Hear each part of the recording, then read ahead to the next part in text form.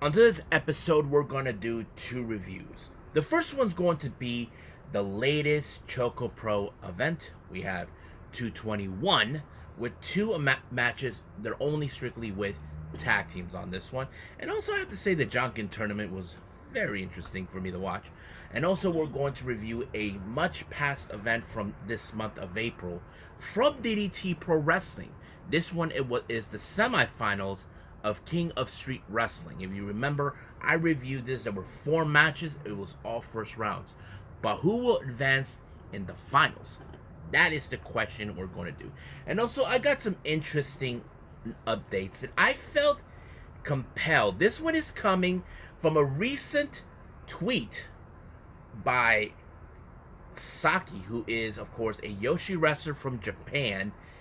And of course, her and 3 of her friends are running a promotional slash unit called Colors Girls Pro Wrestling Unit. Apparently, she wants to get involved in death matches. We're going to talk about that. But right now, let's get started with another episode of Deleted Wrestle Zone.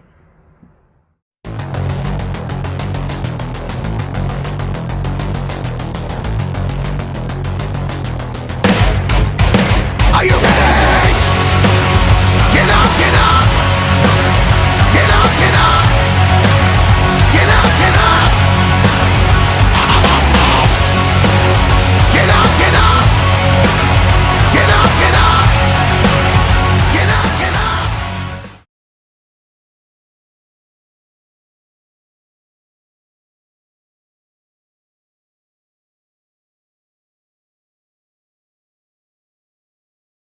Welcome everybody to Deleted Wrestle Zone, all things that is pro wrestling with AEW, NXT, New Japan Pro Wrestling, Impact Wrestling, the National Wrestling Alliance, various promotions, wrestlers, matches, and championships. I am your host, J-Rod here. So, let's begin with ChocoPro 221. Now, like I said, both matches are in fact tag team matches. We have, of course, the first match is Sayuri teaming up with Rekka. Rekka, who I've seen many times in Pro Wrestling Freedoms. I don't know if he ever showed up in ChocoPro before, but if I have, then I don't remember, or I've forgotten.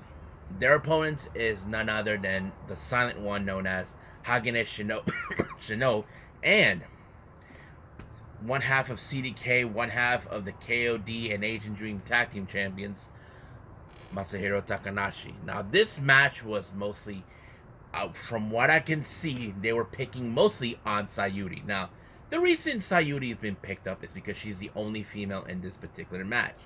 Now, some consider her as a weak link, that, you know, she's not in the same level as Hagane or which is okay. It doesn't stop Sayuri for any reason. They even try to mess up her face in every occasion. Rekka, well, he's a good solid wrestler, but sometimes he lets the attention, try to gain the attention, cloud him. That kind of fits into the pattern with him. But, however, in this particular match, I can see the fighting spirit of Sayuri, you know. Mostly I seen her team with Shonshiru when they're known as the Dragon Ninjas. Don't know why he's not here for this particular event, but doesn't matter. But I think it was a pretty good match, but it was Masahiro Takanashi that picked up the victory on Sayuri, giving them a much bigger edge. So, I have to say Sayuri did have the fighting spirit, but it was still not enough. Now, our next match is, of course, Chiko Shikawa, who's too much energy, teaming up with Sayaka Obihiro, taking on the Best Bros, Mei Suga and Balinaki. Now, keep in mind, Chi and Sayaka just recently had a really good victory over Balinaki and Tokiko in the last episode. This time now they're going to face against the best tag team in ChocoPro, and that is the Best Bros. So this is one of those times where, of course, they have to pull everything out of the hat. Now, there was the time where, of course, Balinaki was able to toss Chiko Shikawa out of the building by throwing on the windows, locking the windows so she couldn't get in. But of course, they were taking their time to take out Sayaka Obihiro, but Chiko Shikawa took the long way to get back in the door and then pulling all her energy into one way to get back in the game against the Best Bros. I have to say they did the best they possibly could. But however, when it comes to this type of match, that Chico Chikawa and Mei Suruga, they will butt heads in every aspect. They're almost similar in every aspect. But the real question does remain: who will win out of those two? Well, that's the easiest one for me. Mei Suruga, no doubt about it. But it was, of course, the best. It was Malinaki who picked up the victory with the pinfall, giving the Best Bros the edge. Now, as for the Jonkin tournament, just to let everybody know, both Best Bros, Balian and May, were eliminated out of the first round. But, however, this one was mostly about Sayuri getting to the one person that nearly tried to mess up her face, and that is, of course, Hagane Shino. So basically, it was more like, okay, you want that guy? Let's go for it. And I did not expect Sayuri to go all the way to the finals to face him. And of course, the showdown began. You probably would have expected who was going to walk out. And I did not anticipate it. It was Sayuri who won. Hagane pulled off scissors. She pulled off rock. And it's over right there. So she won the Jonkin. And of course, she got her revenge on Hagane for what he did to her face. So I thought it was a pretty good one. I think that the Jonkin tournament was more about her. But it's okay how it is. But I enjoyed it. So I think that's pretty much it. So I believe it's time for DDT Pro Wrestling's King of Street Wrestling semifinals.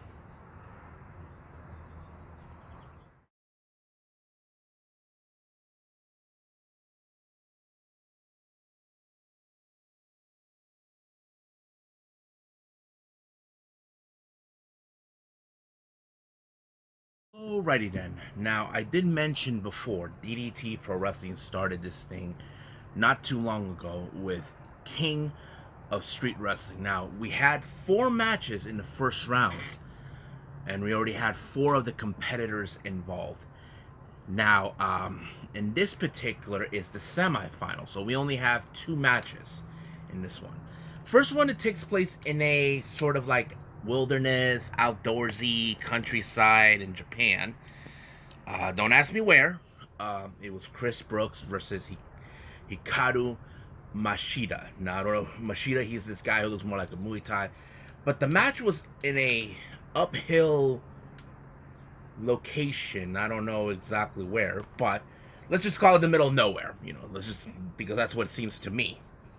So it started out there, and then, of course, it ended up in the freaking downhill where Chris Brooks tries to use chairs to his advantage because that's his forte, But unfortunately, the fight, Mashida actually took the fight down there.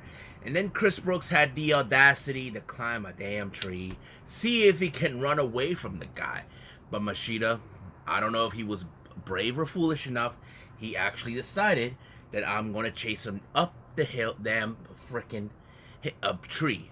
But what he didn't realize, he set himself in a trap without realizing it, where Chris Brooks applied the octopus on him. Now, this is the first time I ever seen anybody apply the octopus in a freaking tree. I mean, it was like Falls Count Anywhere could happen. I'm like thinking, I wonder if that's what Jonathan Gresham would do if he ended up in a street fight. I don't know, or Zack Sabre Jr., one of the two. But I have to say, it was really crazy. But of course, Mashida had no other choice to win, so Chris Brooks advanced into the finals. Now, our next match takes us back to the city in some random location in Tokyo, in the parking lot. But however, it was between Abdullah Kobayashi versus Shuma Katsumara. Now, I don't think these guys wanted to wrestle in a freaking parking lot, so they ended up in a sauna, in a freaking bath place. So they were taking their fight all the way over there. And of course, I don't know what they were wearing underneath their pants or shorts or whatever, but you can see Shunta's ass. And I'm not joking, guys. So they were like taking everywhere. They're going through this place where you wash first. If you guys know the Japanese culture, when you take a bath, you have to wash first and then you bathe. So they were doing that, and then they ended up in the pool area where you bathe. Now, of course, Junta Katsumata, who is much of the lighter person, did a lot of high flying, but his biggest mistake was, of course, pulling off some random move, landing in the freaking pool with Kobayashi getting the hell out of Dodge and plastering him to drown it as hell. 1, 2, 3, he won. Katsumata was not a happy camper, but he pulls down his freaking bottoms, his underwear, whatever the sumo shit he was wearing. I'm like, damn, he's crazy. He ended up with bare naked. He had to use a cup to cover his, what. I don't know what he said in Japanese, but I do know he's in the finals with Chris Brooks. So the real question does remain, who is the king of street wrestling? Will it be Abdullah Kobayashi or Chris Brooks? Well, I think I enjoyed. Now, I've seen many crazy things in DDT Pro Wrestling. I mean, at a pool, a sauna, street, freaking trains. Now this. What's next? On an airplane? You may never know. But right now, I believe we should end it here. But move on with our last thing we're going to do before ending this episode is some news updates.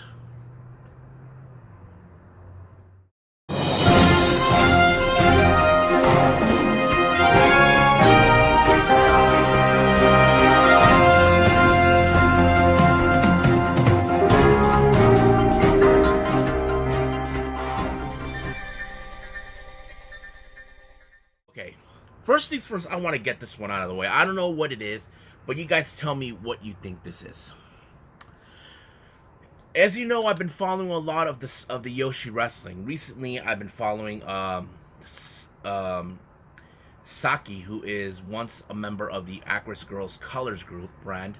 Now that she stepped away from that group and formed her own unit slash promotion called Colors, Girls Pro Wrestling Unit. Recently, I saw something very unusual, but I don't know what she's thinking. I don't know what exactly she's trying to do. She somehow obtained like a license for a first class small vessel operator and a special small boat operator. She showed photos of that on her social media. I don't know what Saki was thinking, but she did saying that she's never seen a ring assemble on a pontoon before. Now, that has been done before, but that is with Frontier Martial Arts Wrestling, with Onita's promotion back in the day. If you guys remember, that's exactly what he did. But she did ask fans, what is the difference of hardcore and death matches? I'm like thinking, holy shit, is she really gonna do this? I mean, I never seen her involved in these type of matches. I'm not sure even if this is her forte. The only ones I've seen involved is Rina Yamashita. I've seen the girls from Prominence. I've seen Maya Yukihi, Ran Kaicho. Those are the girls who I've seen mostly involved in hardcore death matches, but I never seen it. I'm like thinking, is she really gonna make a show based on hardcore and death matches? If I were her, I would contact, Prominence. I mean, they're the experts on that, but I think I should leave her on that. I'm gonna leave a comment just to let her know. Contact those girls. I'm not curious if she's really gonna do this. I definitely gotta see it, but there is no videos to watch this promotion. I don't know exactly what's the deal, but we'll see.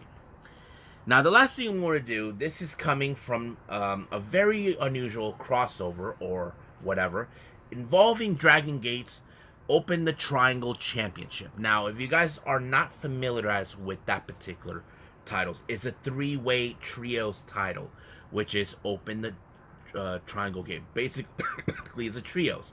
However, the current trios is a sort of a new faction called Gold Class, consistent of what's his name, Noriko Doi as the leader, Kota Minoura as the member, and also Kaito Ishida, and I forgot who else was involved. they were unexpectedly visited by members from Pro Wrestling Noah, more particularly Eita's new group from Pro Wrestling Noah, Los Perros del Mar de Japón, consisted not only with Eita, but with Kotaro Suzuki and Nosawa Rangai. Now, it doesn't take a genius to figure out, of course, they want to challenge them. Now, probably some of you are saying, J-Rod, isn't it Dragon Gate a junior heavyweight promotion? Yes, but Los Perros en Mar de Japón are junior heavyweight competitors. They're one amongst the few factions within Pro Wrestling Noah that are junior heavyweight competitors. So it would make sense. Recently, we have been seeing wrestlers from Dragon Gate to go to Pro Wrestling Noah, or junior heavyweight competitors go to Dragon Gate. I don't know if there's a partnership between them, because the Junior Noah promotion, the Noah Juniors are an amazing group. A different class of breed that you guys don't know about. It's one of the reasons why Misawa wanted to give credibility to the junior heavyweight division when he formed Pro Wrestling Noah. If you guys remember, Kenta was among them. So is his frenemy, now Michi Marufuji. Those were the pillars of the junior heavyweight division of Pro Wrestling Noah. But it would be interesting to see that it's still unclear whether it's going to be in Noah's territory or Dragon Gate. I don't know. But if I was a betting man, it would take place on a Dragon Gate. So I think that's pretty much it. So I believe it's time for me to call it a day. Well, I hope everybody enjoys this episode. I know it's just a 2 review, but unfortunately I had to do this. I did not want to wait longer because there's others I need to review. Right now, I got a lot of reviewing to do. Majority of them for the next episode, which is going to be 679. It's going to feature Pro Wrestling Noah with Real Overture that took place on the 9th of April. DDT Pro Wrestling April Fool on the 10th of April. And then a brand new show that's now out by all-female promotion. It's by Prominence, called the Scarlet of Beginning, that took place recently on the 24th. And of course, we cannot forget AEW Dark Elevation with 8 matches. But this one is going to feature, of course, DDT Pro Wrestling, Konosuke Takashita. If you guys remember him, he is an old friend of Kenny. But I did mention him that he's going to be in a match against what's his name, Speedball Mike Bailey, next month in West Coast Pro Wrestling, and of course he will be in Pro Wrestling Guerrilla. So I'm excited for that match, for him to make his debut there. It's only a matter of time till we see him on Dynamite. So I think that's pretty much it. So I'll see you guys on the next episode. I must bid all of you adieu. So goodbye, and have a nice day. Bang.